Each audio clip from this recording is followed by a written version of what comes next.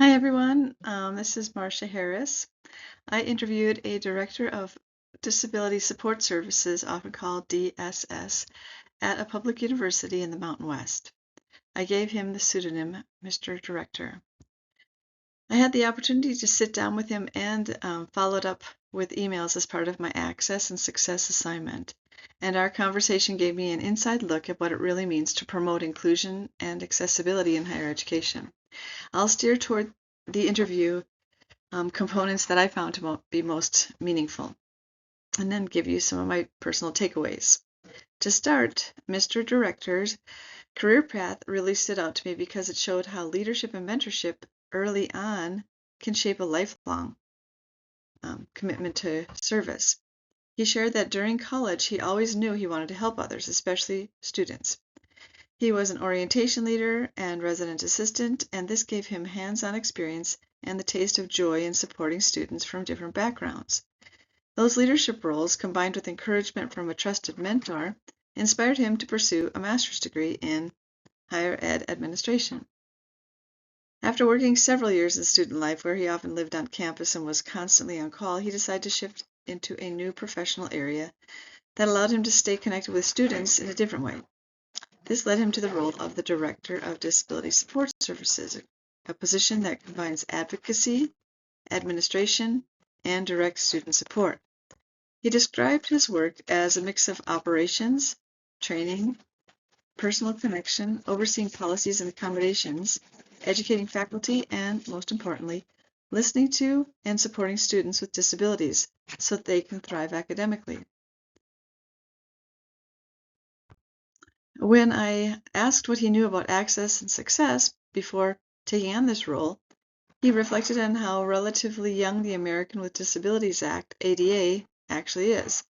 It was passed in the 1990s and it's still evolving, and higher education is still learning how to fully meet the needs of students with disabilities.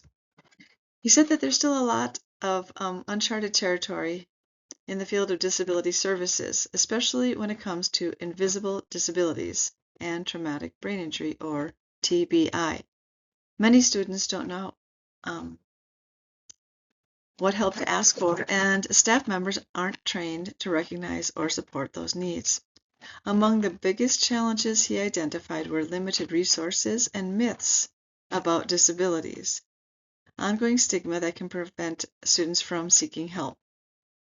The transition from high school to college, he added, can be especially hard for students who have relied on structured support systems.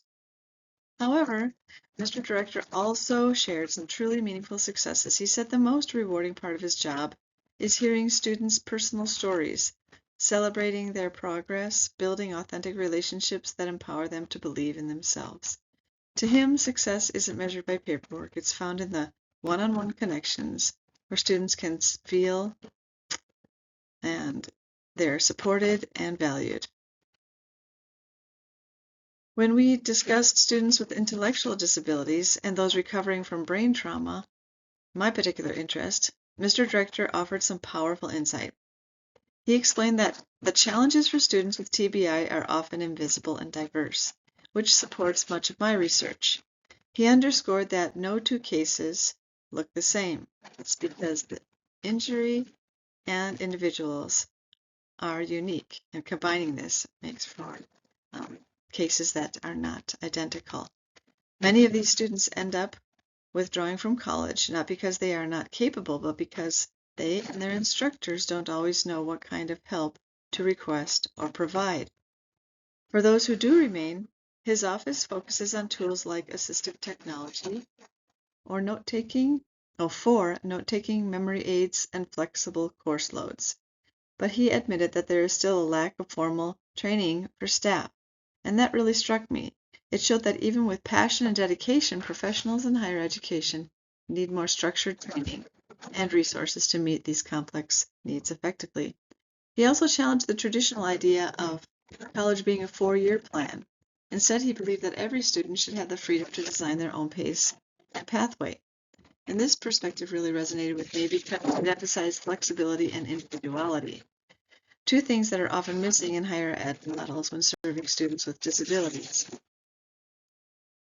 Several things from our interview stayed with me. I was surprised by how new and developing disability services still are. Even with decades after ADA, I agreed with Mr. Director's belief that authentic relationships make the biggest difference for students, and that successes start with simply listening. This also is in line with our recent discussion in class, the value of trained advisors. What I'll remember most is his advice for future education professionals.